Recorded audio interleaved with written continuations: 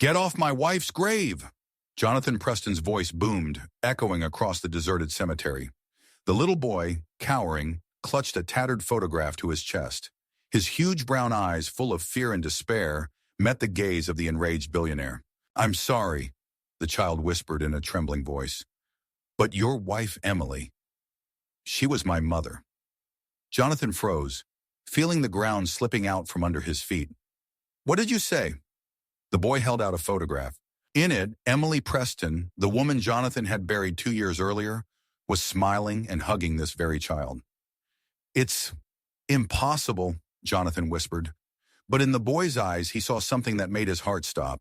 The look he had seen every day in the mirror of his bedroom since he had been widowed. The look of a man who had lost what was most precious to him. The most exciting part is coming up. Stay tuned to find out how it all ends. And don't forget to like and subscribe so you don't miss it. The winter wind blew mercilessly through Mount Auburn, Boston's most prestigious cemetery. Marble monuments and granite headstones stood silent sentinels over manicured lawns, dusted with the first December snow. Jonathan Preston walked down a familiar alley, oblivious to the cold. His perfectly tailored Burberry coat, which cost several $1,000s, his cashmere scarf and his Italian leather gloves were reliable protection from the winter chill. But no designer clothes could save him from the internal chill that had gripped his heart 2 years ago. Today was Emily's birthday. She would have been 35. Every year on this day, instead of a celebratory cake and gifts, Jonathan brought a bouquet of white lilies, her favorite flowers, to her grave. This ritual was sacred to him, the only thread connecting him to the woman he had lost so suddenly and cruelly. Jonathan paused as he rounded the last corner. There was someone sitting by the white marble headstone, engraved with the name Emily Elizabeth Preston and the dates of her short life. A small figure wrapped in a tattered jacket too thin for this weather. Jonathan frowned. This was a private cemetery. Only the relatives of the people buried there had access. How did this homeless man, street kid, get in here? With every step he took, his irritation grew. This was his day, his time with Emily, his right to grieve. No one dared disturb his privacy. "Hey you," he called out sharply. "What are you doing here?" The figure did not move. Jonathan came closer and saw that it was a child, a boy of 6 or 7 years old, asleep, leaning against Emily's tombstone as if it were a pillow. His face was pale with a bluish tint from the cold, and his lips were trembling slightly. He was clutching a photograph tightly in his hands. "Wake up." Jonathan gently shook the boy by the shoulder, trying not to scare him. The child shuddered, opened his eyes sharply and recoiled, instinctively pressing himself against the tombstone, as if seeking protection from it. His huge brown eyes, framed by long eyelashes, looked at Jonathan with the fear and wariness of a cornered animal. "Excuse me, sir," the boy whispered, drawing his head into his shoulders. "I'll be leaving now." "You've got the wrong grave," Jonathan said, pointing to the headstone. Who are you looking for?" The boy followed his gesture and shook his head. "No, sir, I was not mistaken." Jonathan felt his patience wearing thin. "This is my wife's grave," he said crisply. "Emily Preston. Did you know her?" The boy clutched the photograph tighter and nodded. "She was my mother." Jonathan felt a cold hand squeeze his heart. What nonsense. He and Emily had never had children. Doctors had diagnosed her with infertility a year before they got married. It had been a hard blow, but they had coped. They had planned to adopt a child someday, when they finished building their house, when Jonathan's company had stabilized, when there were always reasons to put it off. And then the accident had happened, and someday had never come. "What are you talking about?" Jonathan said through clenched teeth. "My wife didn't have children." "She came to me," the boy answered quietly, looking up. "To St. Mary's, every week. She brought books and read to me. She said she would take me home one day." Jonathan felt the ground shift beneath his feet. St. Mary's? The one where Emily volunteered on weekends? She had never told him about a special child, never mentioned that she had become so attached to someone that the child thought of her as his mother. Or did she? Jonathan honestly couldn't remember. In the last year before she died, he had been so absorbed in his company, his problems, his ambitions. How many evenings had he missed working? How many conversations had he let fall on deaf ears? "Show me that photograph," Jonathan demanded, holding out his hand. The boy reluctantly handed him the photograph. It was slightly creased, the corners dog-eared, But the image was clear. It was Emily, his Emily, with her arm around this boy. They were in some park, maybe Boston Common. Emily was smiling. The same smile Jonathan loved and saw so rarely in the last year of her life. The boy was smiling too, clinging to her with the trusting confidence that only children have when they feel loved and safe. Jonathan turned the photograph over. On the back, in Emily's elegant handwriting, was written, "To my boys, love you both. E." His hands began to tremble. "Where did you get this?" he asked hoarsely. "She gave it to me," the boy answered. Before she stopped coming." Jonathan stared at the photograph, unable to tear his eyes away. My boys. Who was the other one? Him? But why had Emily never shown him this photograph? Why had she never told him about this boy? "What's your name?" Jonathan asked, trying to make his voice sound softer. "Lucas," the boy answered. "Lucas Riley." "How old are you, Lucas?" 7, the boy answered, shivering from the cold. Jonathan nodded absently. 7 years old. That meant he was 5 when Emily died. Old enough to understand and remember. Young enough to be completely defenseless against such a loss. "Where do you live, Lucas?" Jonathan asked, although he already guessed the answer. "St. Mary's," the boy answered. I lived there, but they closed it 2 weeks ago. They moved us all to the city shelter in Dorchester. But it's bad there." Jonathan nodded. He had heard about it. St. Mary's, a Catholic orphanage that had been in existence for over 100 years, had been closed due to funding cuts. Emily would have been heartbroken. "And you ran away from there?" Jonathan asked. Lucas looked down and nodded. "I needed to say goodbye to my mother." "To Emily," he quickly corrected himself, seeing Jonathan tense up. "I won't come again, I promise." Jonathan looked at the tombstone, at the photograph in his hands, at the boy shivering in the cold. Something about the image was infinitely wrong, blasphemous. Emily, his Emily, had loved this child, perhaps even wanted him to be their son. And now the child was homeless, hungry, cold, forced to seek comfort from the cold stone with her name on it. Jonathan took a deep breath, fighting the sudden lump in his throat. "Come with me, Lucas," he said, surprising himself with his words. "It's too cold to be outside." Lucas looked at him incredulously. "Will you take me back to the shelter?" Jonathan hesitated. He had to do it. It was the right thing to do, the responsible thing to do, to return a runaway child to a place where he could be cared for. But something in Lucas's eyes, something that reminded him of Emily's, made him shake his head. "No, not today. First we need to warm you up and feed you, and then we'll decide what to do next." Lucas looked at him warily, as if expecting a trick. "Were you really Emily's husband?" he asked suddenly. Jonathan nodded. "Yes, we were married for 5 years. She told me a lot about you," Lucas said, relaxing a little. "She said you were very smart and kind, and that someday we would be a real family." Jonathan felt his heart clench painfully. Kind? When was the last time he had done something truly kind? Not for his reputation, not for business, but simply out of compassion? "Well, Emily always saw the best in people," he replied, holding out his hand to the boy. "Come on, my car's not far away." Lucas hesitated for only a moment, then took Jonathan's hand and stood up, swaying slightly. Only now did Jonathan notice how thin the boy was. His wrist felt as fragile as a bird bone in Jonathan's hand. "Can I?" Lucas paused, looking at the photograph Jonathan was still holding in his hand. "Can I have it?" Jonathan looked at the picture. "To my boys, love you both." He handed the photo to Lucas. "Of course, she's yours." Lucas carefully took the photo and hid it in the inside pocket of his tattered jacket, closer to his heart. They walked slowly towards the cemetery exit.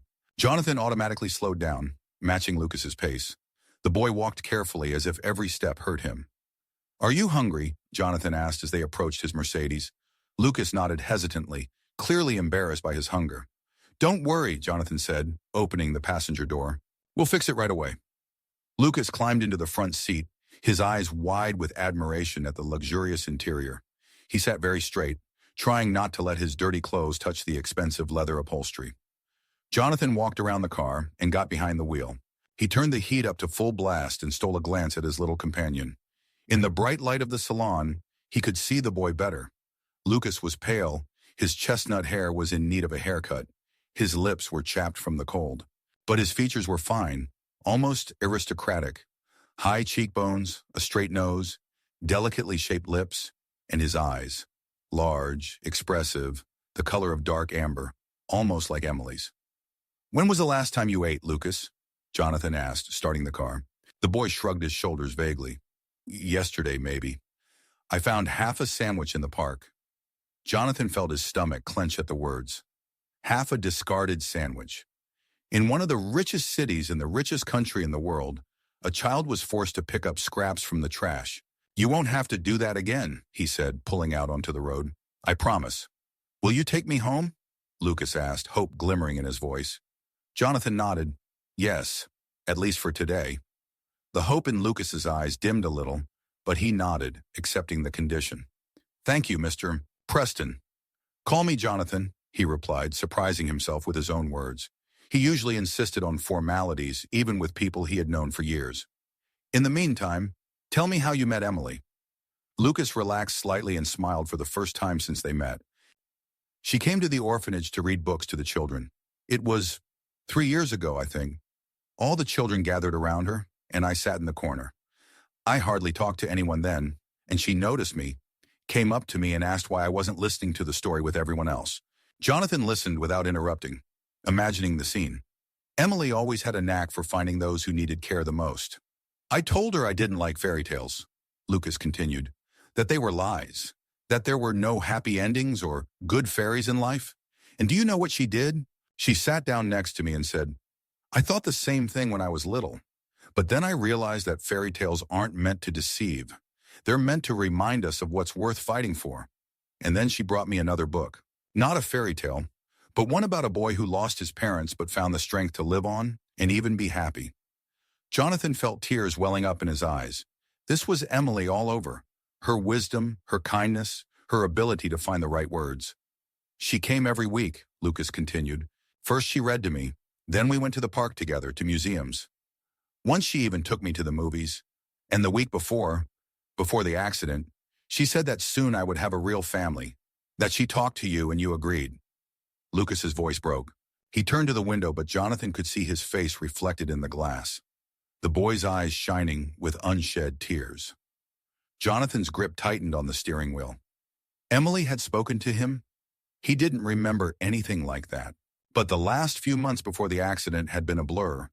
Endless meetings, negotiations, deals. Maybe she had actually tried to bring it up, and he'd waved it off, said later, or not now. The thought was unbearable.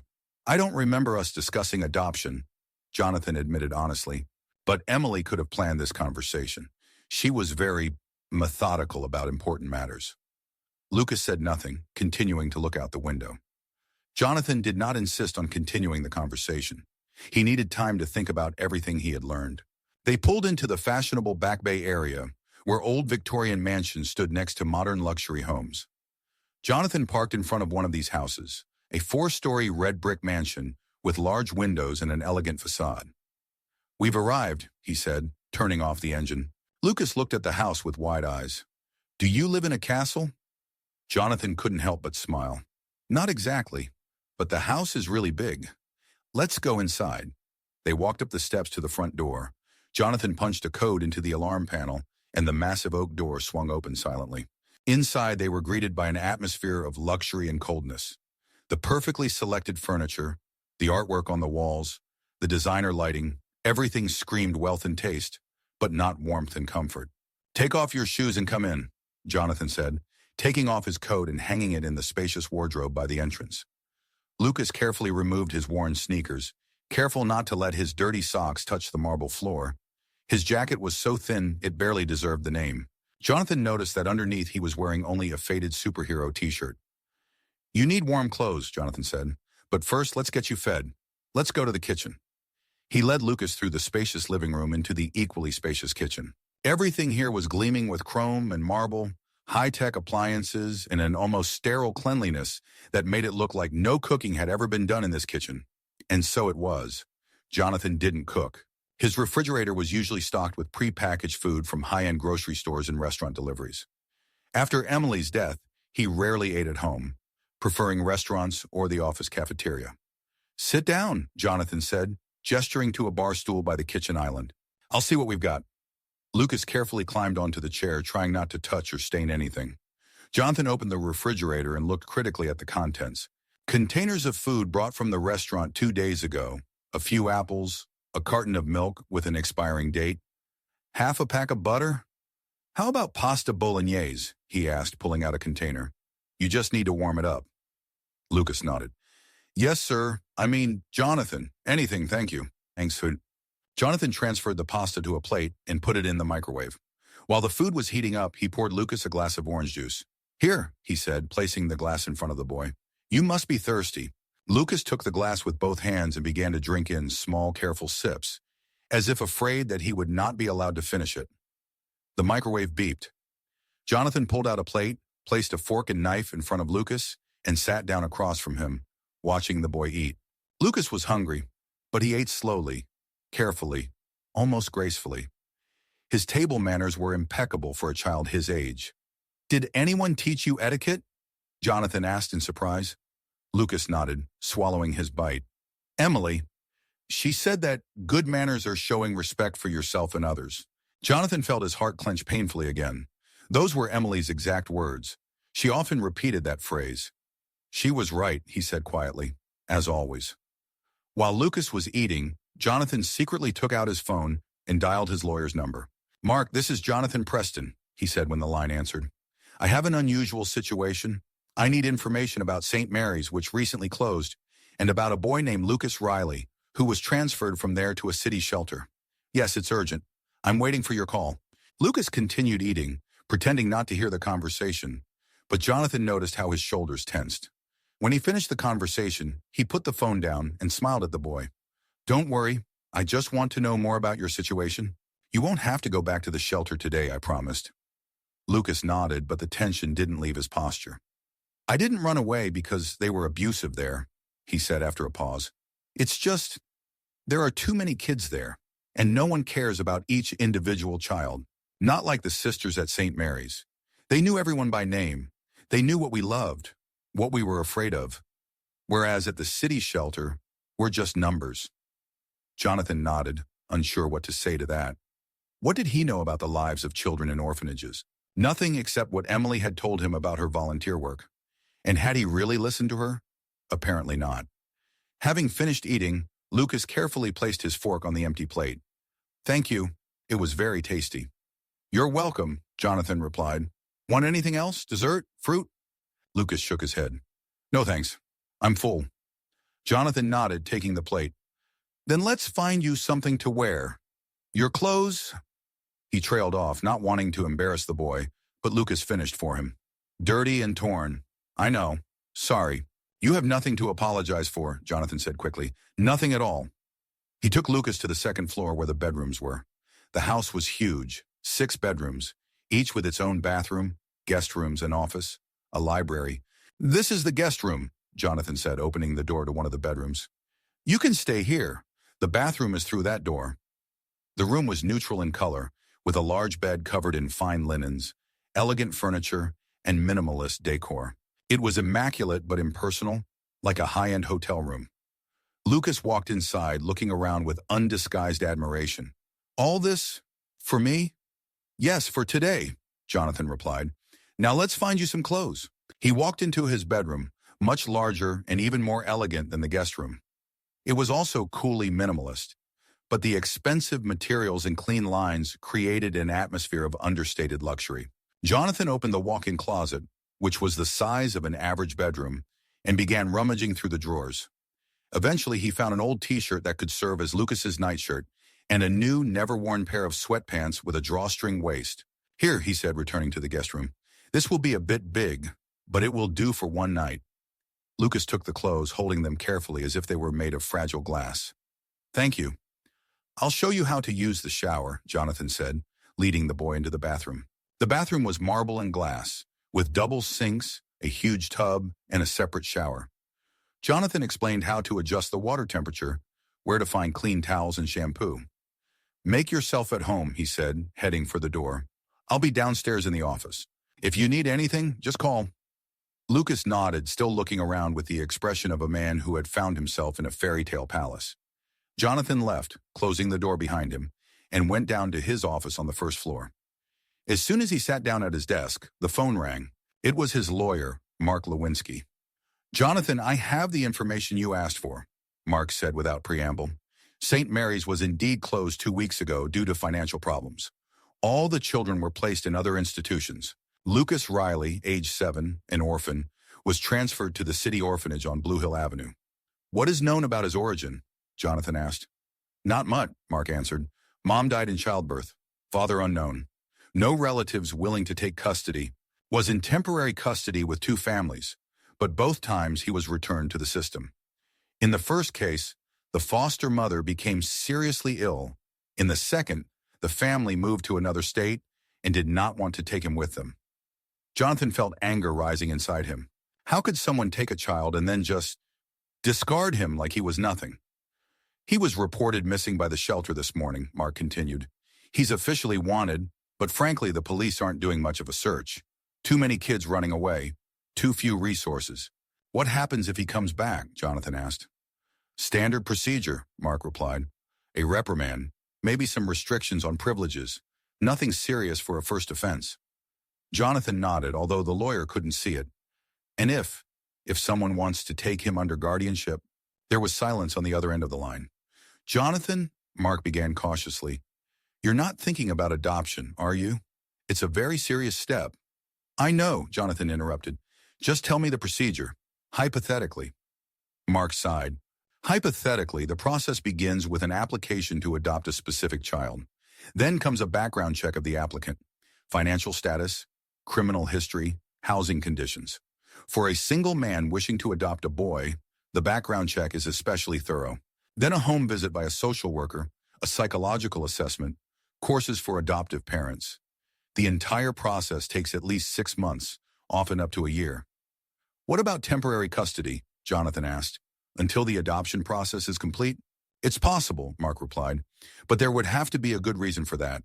For example, if the child already knows the potential adoptive parent and there's an emotional connection, or if there's a threat to the child's safety in the shelter." Jonathan remembered Lucas's words about how the new orphanage treated the children like numbers, not people. "I think both conditions may apply in this case," he said. "My late wife was very close to this boy. Perhaps she even planned to adopt him. And from what he says, the new home is not very favorable for his development." "I see," Mark said. "Still, Jonathan, I recommend you think carefully. Adoption is not a charitable contribution that can be canceled. It is a lifelong commitment." "I understand," Jonathan said firmly. "Thank you for the information, Mark. I'll contact you tomorrow with further instructions." He hung up and leaned back in his chair, massaging his temples. It was all happening too fast. Just this morning, his only concern had been the quarterly reports and the upcoming deal with his European partners. And now he was thinking about adopting a child. A child he knew nothing about just a few hours ago. But at the same time, this was the child Emily loved. The child she might have wanted as their son. Could he just send him back to the orphanage, knowing that? Knowing that Emily would never forgive him for such a betrayal? Lost in his thoughts, Jonathan didn't immediately hear the quiet footsteps. He looked up to see Lucas standing in the doorway of the office. The boy was dressed in his t-shirt, which reached to his knees, and sweatpants, rolled up at the ankles and cinched at the waist with a drawstring. His hair was damp from the shower. His face was clean, with a noticeable flush from the hot water. Without the layer of dirt and fatigue, he looked even more vulnerable and small. "Am I interrupting?" Lucas asked timidly. "I just didn't know where to go." Jonathan stood up quickly. "No, everything is fine. I just finished. How are you feeling?" "Better," Lucas replied. "Thanks for the clothes and the shower." Jonathan looked at his watch. It was almost 9 o'clock. "You must be tired," he said. "Let me walk you back to your room." They walked up the stairs in silence. Jonathan felt awkward, unsure of how to behave around the child. Should he say goodnight? Tell him a story? What do normal people do with children before bed? When they reached the guest room, Lucas paused hesitantly at the door. "Will you take me back to the shelter tomorrow?" Jonathan looked at the boy, saw the naked fear in his eyes, and knew he couldn't do this. He couldn't send him back to a place where he was treated like a number and not a person. "No," he said firmly. "At least not tomorrow. We need to talk about things, about what Emily told you, about what she was planning." Lucas looked at him carefully. "You don't believe me? Do you think I made this whole thing up about Emily?" Jonathan shook his head. "No, You have her picture, and you know things that only someone who was really close to her could know. I just want to know more. Lucas nodded, relaxing a little. Okay, I'll tell you everything I remember. Thank you, Jonathan said. Now go to bed. You've had a long day. Lucas nodded and walked into the room. Jonathan was about to leave when the boy suddenly said, She loved you, very much. She always said that you were the smartest and kindest person she had ever met. Jonathan froze, his heart clenching painfully. Kind? Him?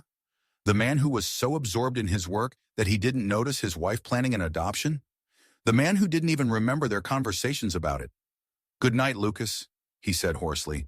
If you need anything, I'm in the room at the end of the hall. Good night, Jonathan, the boy replied, climbing into bed. Jonathan left, closing the door quietly behind him, and headed for his bedroom. There he stood for a long time in front of the large photograph of Emily hanging above the fireplace. She smiled from the photograph, her eyes shining with that special light that always fascinated him. When was the last time he had seen that smile in real life? Months before she died? A year? What did you want, Em? He whispered, looking at the photograph. What did you expect from me? But the photograph was silent, and the answers, if there were any, Jonathan had to find himself. He took a shower, changed into his pajamas, and went to bed. But he couldn't sleep. Thoughts about Lucas, about Emily, about how he hadn't noticed important things, were spinning around in his head, preventing him from falling asleep. Finally, after an hour of tossing and turning, Jonathan got up and quietly went to check on Lucas.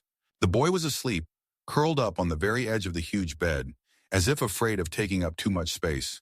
The blanket had fallen off, revealing his thin shoulders. Jonathan carefully adjusted the blanket, covering the child. He noticed the edge of a photograph under his pillow. Lucas had slept with the picture of Emily clutched to his chest as if it were the most precious thing in the world. To him, it probably was. Jonathan felt tears welling up in his eyes. He quietly left the room, returned to his room, and for the first time in a long time, allowed himself to truly mourn Emily. Not for his loneliness, not for the loss, but for the missed opportunities and the words left unsaid. Jonathan woke up earlier than usual in the morning, feeling strangely uneasy. It took him a few seconds to remember the events of the previous day and realize that there was a child in his house, the child Emily loved. He dressed quickly, choosing not his usual business suit but a more casual option, jeans and a sweater. Then he quietly walked to the guest room and opened the door. The bed was empty, neatly made. Jonathan's heart skipped a beat. Had Lucas run away? But why? Where? He quickly walked around the second floor, checking all the rooms, then went downstairs. There was no one in the living room. No one in the office either.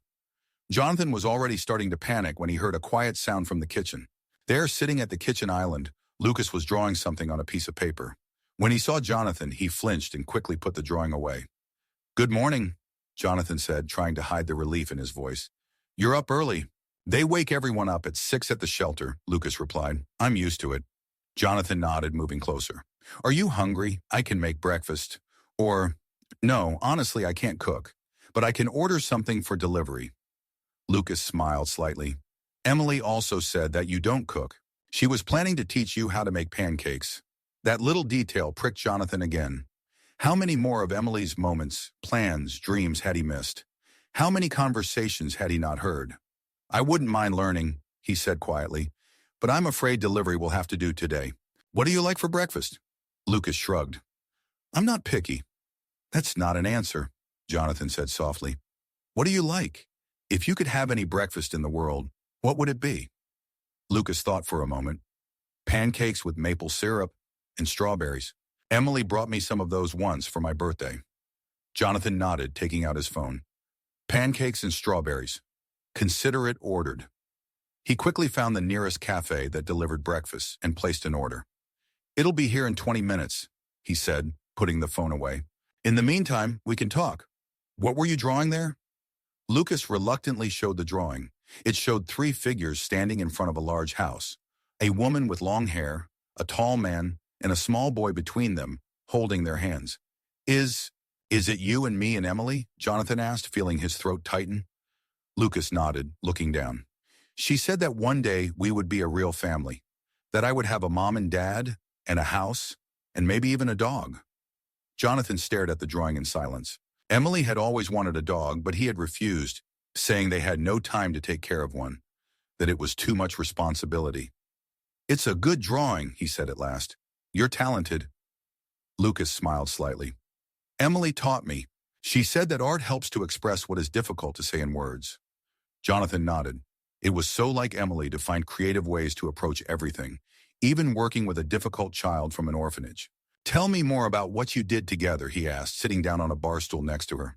And Lucas began to talk about how Emily brought him books and helped him with reading when she noticed he was having trouble, about how they went to the park together to feed the ducks and look for four-leaf clovers, about how she taught him to tie his shoelaces when none of the teachers wanted to spend time on it, about how she always showed up to all the school events, even when the other kids from the orphanage performed without their parents in the auditorium. Jonathan listened without interrupting, and with each word the picture became clearer. Emily wasn't just a volunteer. She was Lucas's mother in every sense except the official one, and by all accounts she was planning on making it official. And he, caught up in his own affairs, didn't notice how important it was to her. "One day she came very happy," Lucas continued. "She said that she had finally decided to talk to you, that she had told you about me and that you had at least agreed to meet. She said that this was the first step and that you were very kind, just very busy, and that as soon as you saw me, you would definitely—" Lucas's voice broke. He looked down, but Jonathan could see his lips trembling. "And then?" Jonathan asked quietly, already guessing the answer. "And then she didn't come," Lucas said.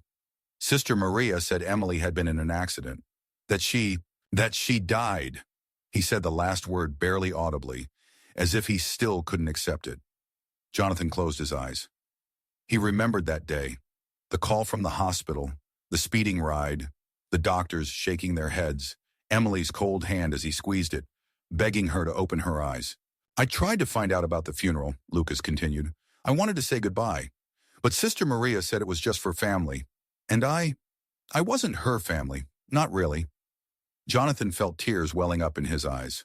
He had insisted on a private ceremony, not wanting to see crowds of people offering condolences, not wanting to share his grief with anyone. "I looked for her grave for almost a year," Lucas said. "I asked, but no one would tell me. Then I saw an obituary in an old newspaper. It said where she was buried. So I started going there when I could escape from the shelter. I'd just sit and talk to her, tell her how I was doing, what I'd done that week. Sometimes I'd bring her drawings." Jonathan didn't know what to say. While he was mourning Emily alone, locked in his big empty house, this kid he didn't even know was sneaking into the cemetery to talk to her, to keep his last hope for a family alive. The doorbell rang. Breakfast was being delivered. Jonathan opened it, paid, and carried the bags into the kitchen. They ate in relative silence, broken only by the clank of forks on plates. Lucas ate his pancakes with obvious pleasure, although very carefully, trying not to crumble them. After breakfast, Jonathan said, "I need to go somewhere. It's connected with you. Will you stay here alone for a few hours? I promise I'll be back before lunch." Lucas nodded, though fear flashed in his eyes. "Will you take me back to the shelter?" "No," Jonathan said firmly. "I promised that it wouldn't happen. At least not today, and I keep my promises." Lucas relaxed a little. "Okay, can I read? Do you have any books?" Jonathan smiled. "Yes, the library is on the second floor, next to the study. There are many books there that Emily loved. Make yourself at home." He quickly showed Lucas where to find food if he got hungry, how to turn on the TV, and wrote down his phone number in case the boy needed anything. "I'll be back soon," he said, putting on his coat. "Don't worry." Lucas nodded, already looking at the bookshelves in the library. "I'll be waiting." Jonathan left the house and got into his car. His first stop was the lawyer's office, where he picked up the necessary paperwork and filled out a preliminary intent to adopt Lucas Riley. Then he drove to the city shelter in Dorchester. The shelter building was a grim concrete structure from the 70s, with small windows and peeling paint on the facade. Inside, it smelled of bleach and boiled cabbage. In the reception area, he was met by a tired, middle-aged woman. "How can I help you?" she asked without much enthusiasm. "My name is Jonathan Preston," he said. "I'm here about Lucas Riley." The woman immediately tensed up. "Did you find him?" "He ran away 2 days ago." "Yes, I have him," Jonathan replied. "Safe. I'd like to speak to the director of the shelter about the possibility of temporary guardianship." The woman looked at him suspiciously. "Are you a relative?" No, Jonathan replied. But my late wife was very close to Lucas. She volunteered at St. Mary's and he trailed off, realizing that his story sounded at best unusual. Wait here, the woman said, and disappeared behind a door marked Staff Only. Jonathan sat down on a hard plastic chair and looked around the waiting room. The peeling walls, the worn linoleum, the posters of smiling children that seemed especially out of place in this grim environment. A few minutes later, the woman returned, accompanied by an elderly man with graying hair and tired eyes. Mr. Preston, I'm Robert Garcia, the director of the shelter. Let's go to my office. They walked down a corridor where Jonathan caught a glimpse of several children of varying ages. They were all dressed in the same gray uniforms, all looking depressed and apathetic. None of them looked up as the adults passed. The principal's office was small, with a single window looking out onto the backyard, where several children were playing under the supervision of a teacher. If playing was the right word, they were simply wandering aimlessly around the playground, not talking to each other. So, Mr. Preston, Garcia said, sitting down at the table, you say you found Lucas Riley? Yes, Jonathan answered. Yesterday at Greenwood Hills Cemetery. He was at my wife's grave. Garcia raised his eyebrows. And you, instead of immediately reporting to the police or contacting us, took the child to your home. Jonathan felt irritated. He was hungry, cold, and scared. Should I have left him there? You were supposed to follow protocol, Garcia replied dryly. A child who escapes from an orphanage must be returned to the system immediately. That's why I'm here, Jonathan said, trying to remain calm. I want to get temporary guardianship of Lucas, with the possibility of adoption. Garcia leaned back in his chair, studying Jonathan. You are not related. You have no experience raising children. As far as I understand, you did not even know the boy until yesterday. On what basis do you think you will get custody? Jonathan took a folder out of his briefcase and put it on the table. Here are documents proving that my wife, Emily Preston, has been a volunteer at St. Mary's for over 3 years. Here are letters from the shelter's administration thanking her for her special attention to Lucas Riley. And here, he pulled out the photograph Lucas had given him to look at yesterday, is proof of their closeness. Garcia picked up the photograph, examined it, and turned it over, reading the inscription on the back. To my boys, love you both. He read aloud, looking up at Jonathan. That doesn't prove she was planning on adoption. Maybe, Jonathan agreed, but it does prove an emotional connection. Lucas claims Emily discussed adoption with me shortly before she died. I don't remember the conversation. I was too busy with work, but I have no doubt she could have been planning it. She loved children and always wanted a family. Garcia sighed. Mr. Preston, I understand how you feel, but the law is the law. Lucas is a ward of the state. The decision on his placement is made by the family court based on recommendations from social services. The adoption process takes months, sometimes years.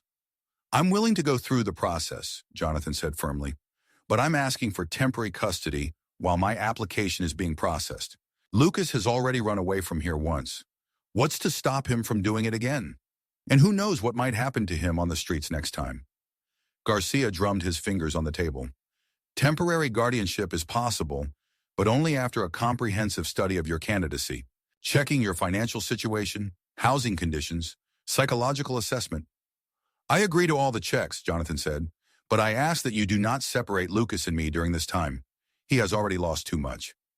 Garcia looked at him for a long time, then sighed. I can't make that decision on my own, but I can refer your case to a social worker with a recommendation to consider temporary guardianship. Given the circumstances and the boy's obvious connection to your late wife, that might be possible, but I can't promise anything. Jonathan nodded. That's all I ask for. A chance. He left Garcia with his contact information and copies of all his documents. Then, after a brief conversation with a social worker who promised to come for a home visit the next day, Jonathan left the shelter feeling a strange mixture of hope and anxiety. On his way home, he stopped at a shopping mall and on a sudden impulse went into a children's store. He had no idea what a 7-year-old boy needed, so he just bought a little bit of everything. Clothes in different sizes, books, pencils and a sketchbook, Legos and a teddy bear.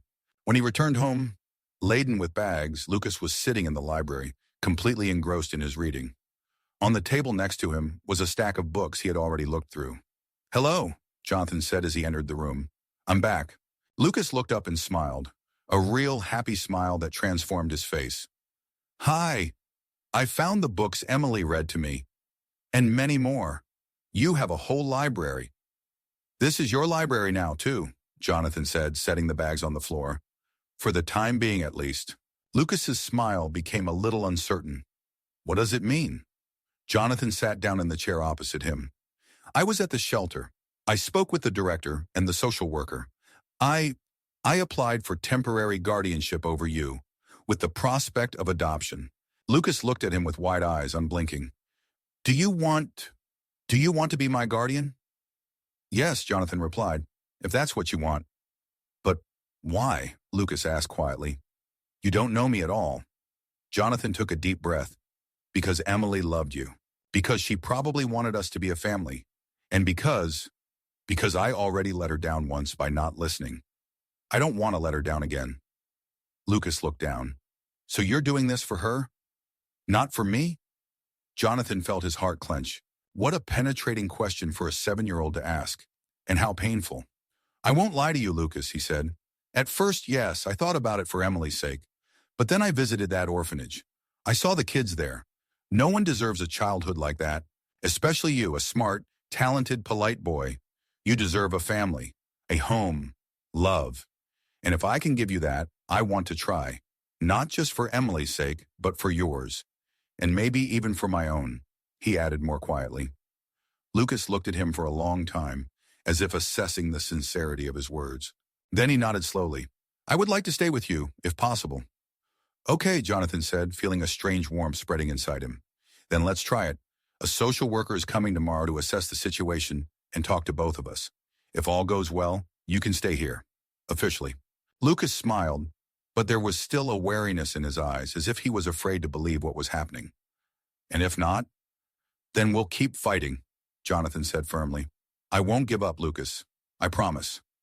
The boy looked at him carefully, then turned his gaze to the bags. "What is this?" Jonathan smiled. "Oh, this? Just a few things you might need. Want to see?" They spent the next hour sorting through their purchases. Lucas tried on new clothes, looked at books, admired his Lego set. His joy at every little thing was so genuine that Jonathan felt ashamed of all the material things he had taken for granted. That evening after dinner, ordered from a restaurant because Jonathan still couldn't cook, they sat in the living room. Lucas was building a Lego model airplane, and Jonathan was trying to work on his laptop, but he kept getting distracted by the boy's concentrated face. "You're doing well," he said when Lucas finished the model. The boy smiled, clearly pleased with the praise. "Thank you. We didn't have any construction sets at the shelter, just old toys that people donated, and most of them were broken." Jonathan felt a pang of guilt. He had never given much thought to the lives of children in orphanages. He had never donated time or money to charity, believing it pointless. And Emily went to the orphanage every week, personally interacted with the children, gave them her love and attention. And he had never even bothered to learn about that part of her life. "You know," he said, closing the laptop, "I was once a child like you." Lucas looked at him in surprise. "Did you also live in a shelter?" Jonathan shook his head. "No, but I grew up in a very poor family. My mother was a single mother. She worked 3 jobs to feed us. We didn't have new toys. Often there wasn't enough money even for food." Lucas listened attentively without interrupting.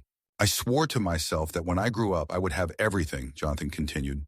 "A big house, an expensive car, nice clothes. I was so afraid of going back to that poverty that I worked like a maniac. And in the end, I got everything I wanted, except what really matters." "What's important?" Lucas asked quietly. Jonathan smiled sadly. "Family, love, time with loved ones. I was so busy making money that I missed my own wife's life.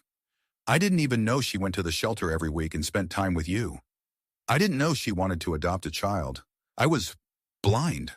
He paused, feeling a lump in his throat. Lucas looked at him with an understanding that seemed impossible for a child his age. "Emily told me you work hard to make things better for people," he said, "that you're building something important." Jonathan smiled bitterly. "A construction company. We build luxury condominiums for rich people. That hardly makes the world a better place." "But you employ a lot of people, right?" Lucas asked. "Emily said you employ over 300 people, and that they can all feed their families thanks to you." Jonathan looked at the boy in surprise. Did she say that? Lucas nodded. Yes. She always said that you were doing important things, that you were a good person, just very busy. Jonathan felt tears welling up in his eyes. Even after he'd mostly stopped paying attention to her, Emily still saw the best in him, still said nice things about him to someone else's child. She was an amazing woman, he said quietly. I didn't deserve her. But she chose you, Lucas answered simply. That means she saw something in you that you don't see yourself. Jonathan looked at the boy in surprise. Where did a 7-year-old get so much wisdom? Perhaps you're right, he said. And perhaps it's time to try to become the man she saw in me. The next morning they got up early to prepare for the social worker's arrival. Jonathan helped Lucas choose his clothes. Simple but new jeans and a t-shirt. Together they tidied up the house, although to be honest it wasn't really necessary. The house was always spotless thanks to the housekeeper who came twice a week. Are you nervous? Jonathan asked, noticing Lucas fiddling with the hem of his t-shirt. The boy nodded. What if they say no? What if they take me back? Jonathan crouched down in front of him, looking him straight in the eye. Listen to me, Lucas. No matter what happens today, I promise you that I will not leave you. If we are denied temporary custody, I will fight. I will hire the best lawyers. I will go to the Supreme Court if necessary. I will not give up. Do you understand? Lucas looked at him long and hard, as if trying to figure out if he could believe these words. Then he nodded slowly. I believe you. This simple admission somehow meant more to Jonathan than all the compliments and praise he had received throughout his career. At 10 in the morning, the doorbell rang. Jonathan opened it and saw a woman of about 40, with a kind but tired face, in a formal suit and with a large folder of documents. Mr. Preston, I'm Sarah Jenkins, a social worker at the Department of Children and Families. Jonathan shook her hand and invited her in. Thank you for coming. Please come in. The first hour of the visit was spent touring the house. Jonathan showed Mrs. Jenkins all the rooms, including the one he planned to make Lucas's permanent room. She took notes, asked questions about his daily routine, his plans for organizing his education, and the possibility of a flexible work schedule for Jonathan. Then came the personal interviews. First, Mrs. Jenkins spoke to Jonathan alone, asking him about his motives, his expectations, his plans for the future. Then she spoke to Lucas, while Jonathan waited in the next room, pacing nervously. Finally, the door opened and Mrs. Jenkins came out with Lucas. The boy looked calm, even smiling a little, which Jonathan took as a good sign. Well, Mr. Preston, Mrs. Jenkins said, gathering up her papers, I must say that your case is unusual. You have no experience raising children. You have never expressed a desire to adopt a child before, and you only met Lucas 2 days ago. Jonathan tensed, expecting a refusal.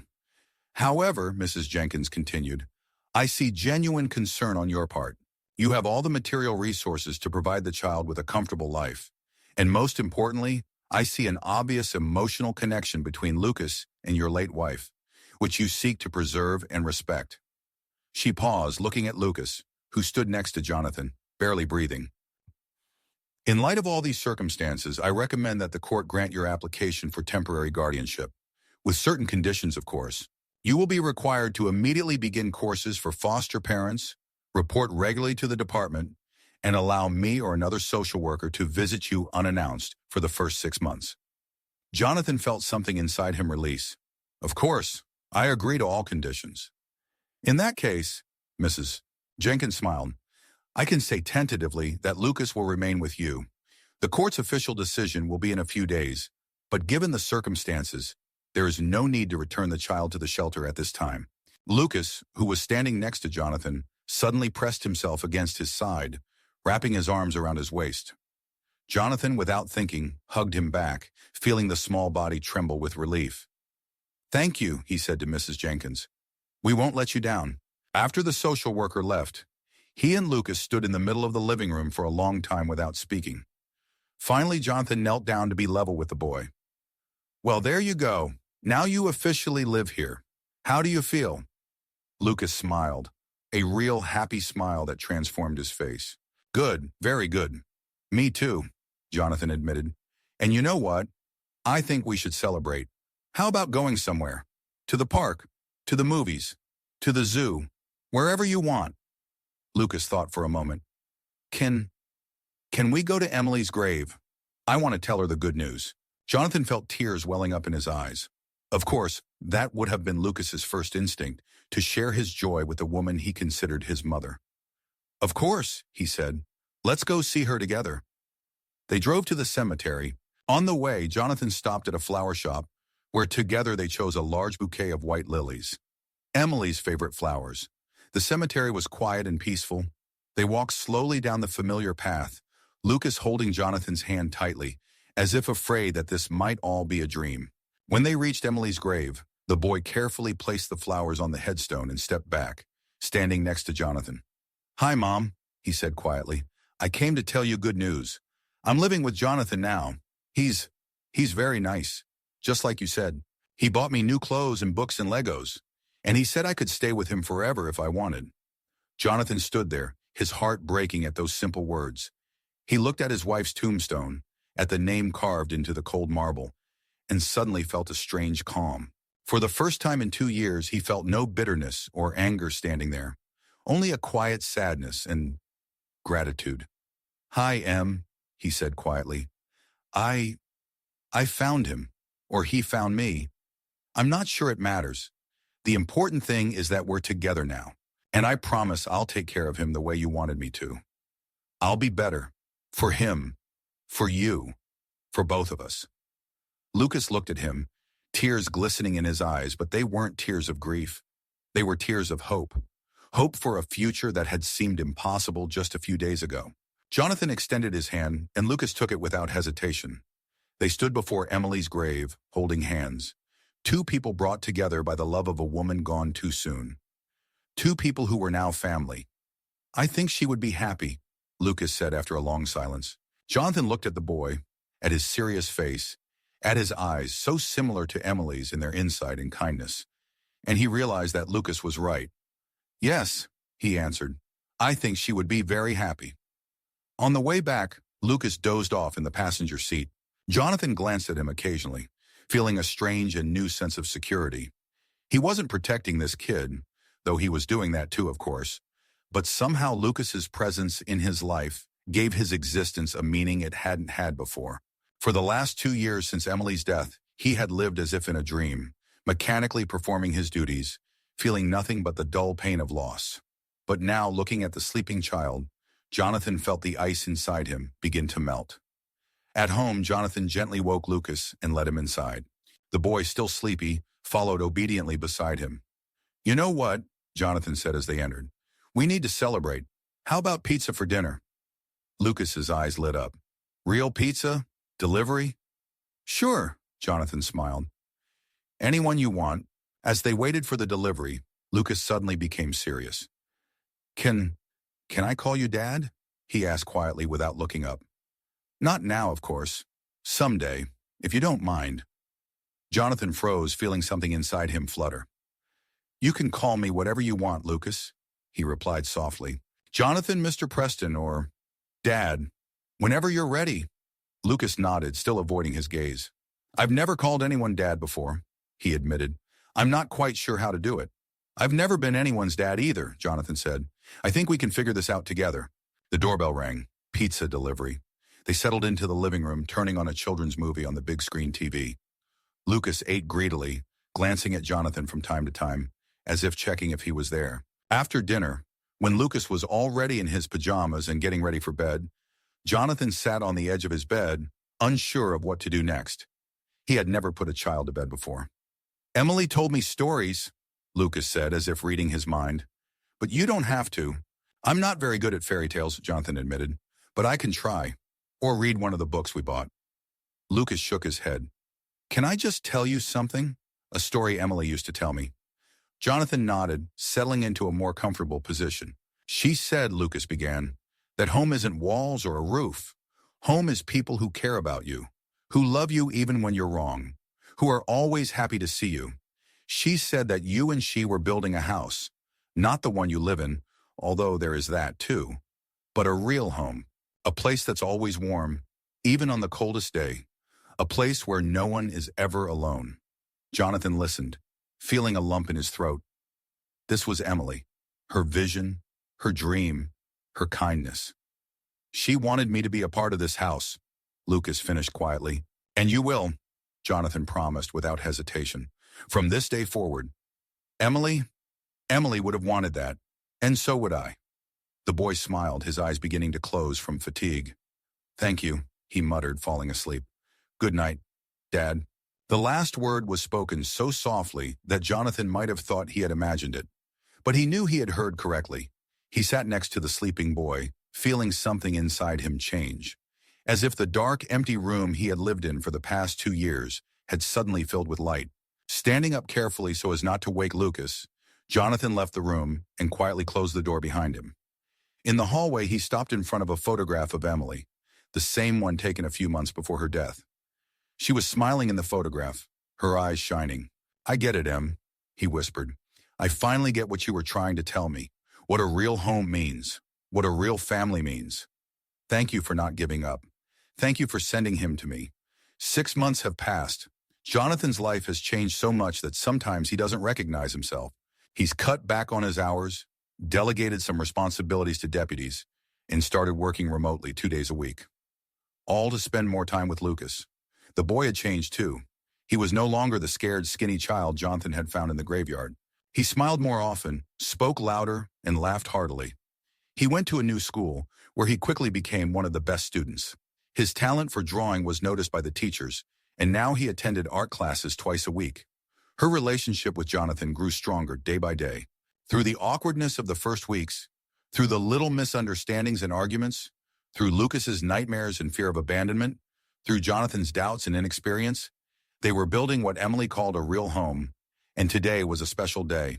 The day when, after 6 tense months of waiting, endless testing, psychological evaluations, and parenting classes, temporary custody would become permanent.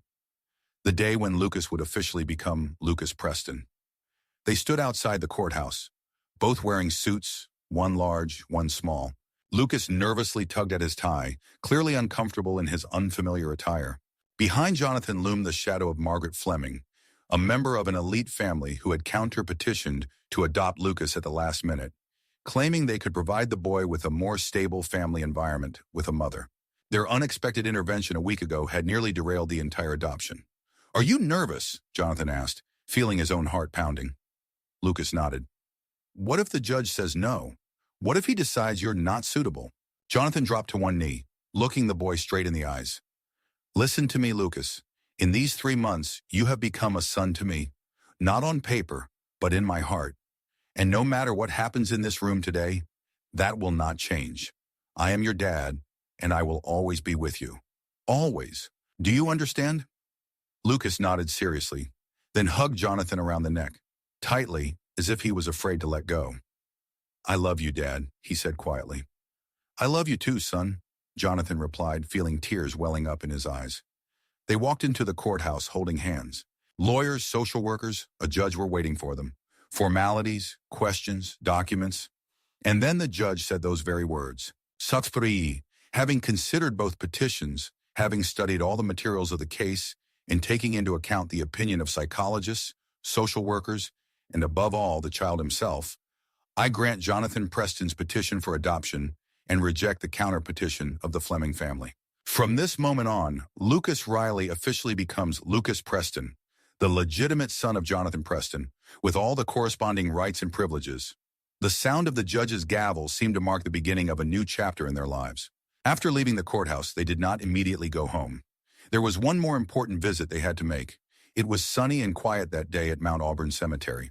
They walked slowly to Emily's grave, carrying a huge bouquet of white lilies. Walking up to the headstone, Lucas carefully placed the flowers down and stepped back, standing next to Jonathan. They were silent, but it was the comfortable, understanding silence of two people bound by a shared love and a shared loss. Mom, Lucas finally said, it happened. I'm officially Preston now, just like you wanted. I have a dad now and a house and even a dog. Remember how you promised I'd get a dog someday? Dad got her from the animal shelter last week. Her name is Lily, like your favorite flowers. Jonathan listened as the boy told Emily every detail of their new life together. How they had redecorated Lucas's room together, painting the walls his favorite blue. How Jonathan, who had never cooked before, had taken a cooking class and learned how to make pancakes, even though he burned the first 3 batches. How they had gone to the lake on weekends and how Lucas had learned to swim. When the boy finished, Jonathan stepped forward and placed his hand on the tombstone, feeling the cool marble beneath his fingers. He said quietly, I have to say thank you for not letting me get lost in my work and grief, for sending me this amazing boy, for teaching me what a real family means. I promise I'll take care of him the way you would want. I promise he'll always know how much you loved him and how much I love him. He paused, feeling Lucas take his hand. They stood there together, father and son, united by the love of a woman who saw what they couldn't see, that they needed each other. Let's go home, Dad, Lucas said after a long silence. Jonathan nodded, touching the tombstone one last time. Yes, son, let's go home. And they walked hand in hand, leaving behind a grave, but not a memory. Never a memory. Because Emily lived in their hearts, in their new home, in their new family, and always would. On the way to the car, Jonathan suddenly stopped, struck by a sudden thought. He turned to Lucas. I think we should create a foundation named after Emily. The foundation? Lucas asked. Yes, Jonathan nodded. A charity to help children from orphanages and support families who want to adopt a child but can't get through all the legal hurdles. I know how difficult it is. Even with my resources and connections, we had to wait 6 months. And many people don't have that opportunity. The foundation will help children find loving families and provide legal and financial support to future parents, so that no child feels forgotten or unwanted, so that everyone has a chance at a family, a home, and love. Do you think she would like that? Lucas beamed. This would be the best gift for her. Then it's decided, Jonathan smiled. We'll start working on it tomorrow. They got in the car and drove home, not just to a house in the Back Bay, but to a real home, where love, understanding, and acceptance awaited them, where their new life, their new family awaited them. And when Jonathan looked in the rearview mirror at the smiling boy, he knew for sure that Emily was looking down on them from heaven, smiling the same smile that he loved so much, and that he now saw every day in their son's smile. Thanks, Em, he whispered, for everything.